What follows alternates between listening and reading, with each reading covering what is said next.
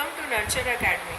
In this particular module, we are going to learn about electric charges and fields.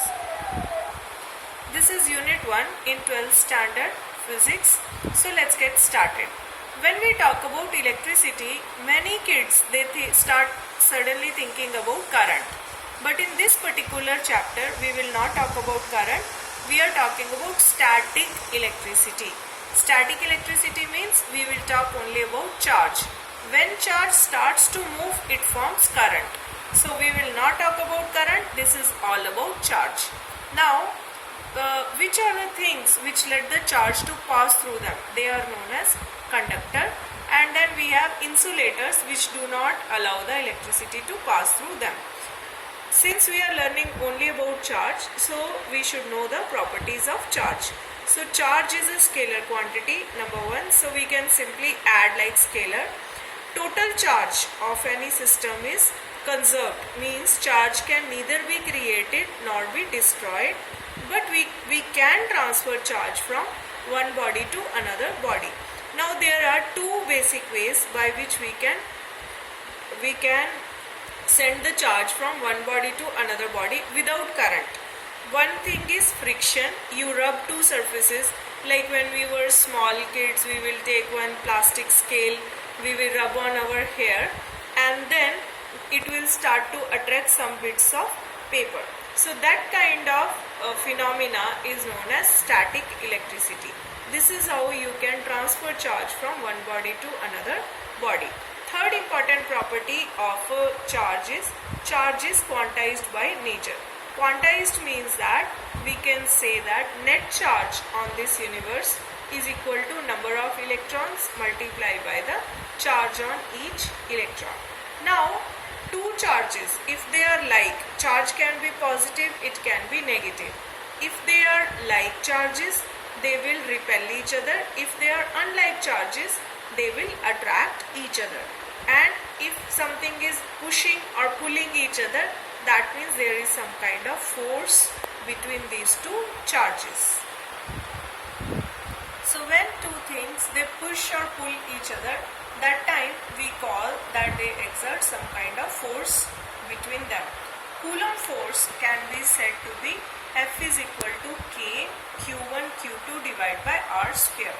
Now K is known as a constant. Its value can be written as 1 upon 4 pi epsilon naught. 1 is okay, 4 pi is okay, it's a constant. You will be wondering what is this epsilon naught. So epsilon naught is known as the permittivity of the space.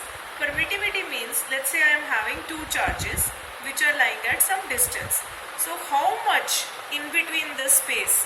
It can be air, it can be water, it can be any material, right? So if it is allowing nicely, if it is air or vacuum, we use the symbol epsilon naught. If there is some another thing, that instead of using the symbol epsilon naught, we use epsilon r, which is known as the relative permittivity of that particular space. Like instead of vacuum or air, we will have something else. So overall value of K can be written as 9 into 10 is power 9. Now force is a good thing to calculate, between two charges.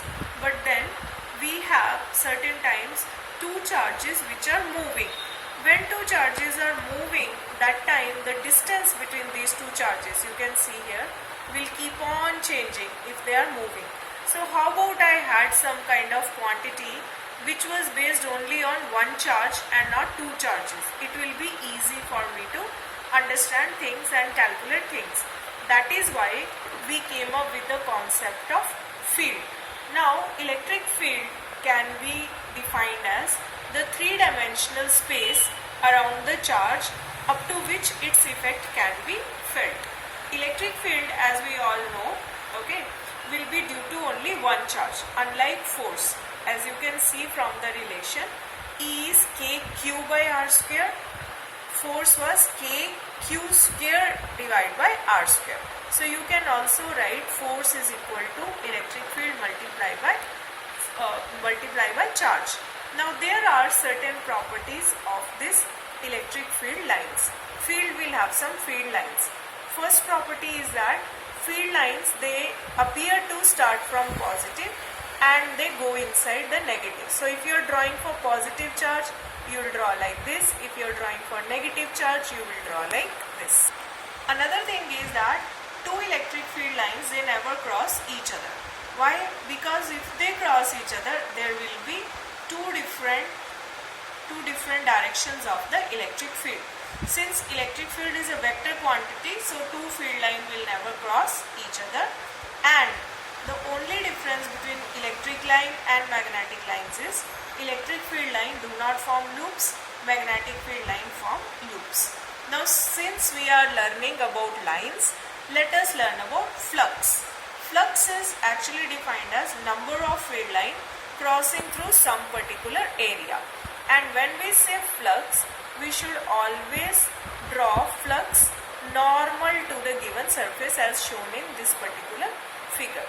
So flux is written as a symbol phi and it is always equal to E dot ds. For our convenience, in most of the numericals, E and surface will be normal to each other and the value of cos theta would be 1. That is for our convenience. Sometimes it is different also. In electricity, we will come across a term known as electric dipole. Dipole means two poles. Okay.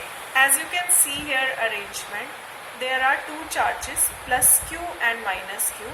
We will always by convention that take the distance between these two charges as 2a. Don't take it as a because otherwise there will be trouble in solving numericals. Now there are two ways to calculate the value of electric field due to a dipole. One is on its axis, that is on this point P. Due to this particular dipole, we will simply calculate electric field due to charge plus q, then we will calculate electric field due to charge minus q, and then simply what you have to do is take vector sum. Don't think that field is a scalar quantity. Field and force, they are vector quantities, so you guys are supposed to do it with the vector sum. In this case, the angle is 180 degree, so only it is giving you a feeling that we are simply adding.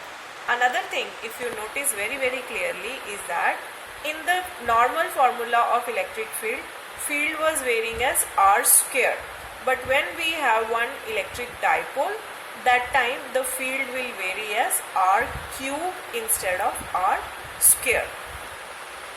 So like we calculated the field due to a dipole on the axial plane, same way we can calculate the value of field on the equatorial plane. Equatorial plane is here. Okay, just write the value of field due to this charge and this charge, and then either we have to take vector sum or we have to project these two charges to give the value of net electric field, capital E.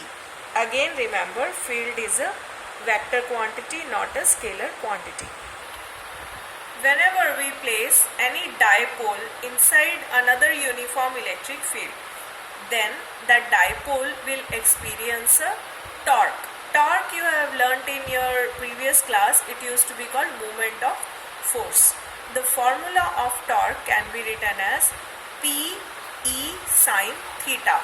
P is dipole moment. Dipole moment can be calculated as charge multiplied by the distance between two charges. I told you already that the distance between two charges is by convention taken as 2a. Don't ever assume it to be a. Since we are learning about flux in here, so we have to learn one more law which is known as Gauss law. Gauss law, flux was written as E dot es, that we have learned previously, and Gauss law says that flux can be defined as 1 by epsilon naught times the charge enclosed. Now why we are doing this formula? Because it gives us one advantage of calculating the value of electric field due to different shape objects. For example, if I have one line object, okay, that time I will take the value of linear charge density. Using this formula, I will calculate the value of Q. This Q I will fill in here, and I will get Q is equal to lambda multiplied by dl. that is for a line charge, like for example wire carrying some kind of charge. So then I will get the value of phi. Also I know phi is equal to E into S. So then what I can do is I can equate this relation and this relation. It will help me in calculating the value of electric field. So this is the usefulness of Gauss law. Same way, if let's say I am having one sheet, one paper like thing, that time I will calculate Q using this formula, not this formula but this one.